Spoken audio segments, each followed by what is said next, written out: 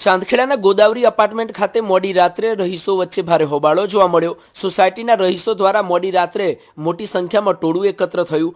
બોરનું connection કપાઈ જતા સોસાયટીના રહીશો પરેશાન થયા। છેલ્લા 3 દિવસથી બોરનું કનેક્શન કાપવામાં આવ્યું છે, જેથી કરીને પાણીની સમસ્યા સોસાયટીના રહીશો વચ્ચે ઊભી થઈ છે। છેલ્લા 3 દિવસથી બોરનું કનેક્શન કાપવામાં આવ્યું છે।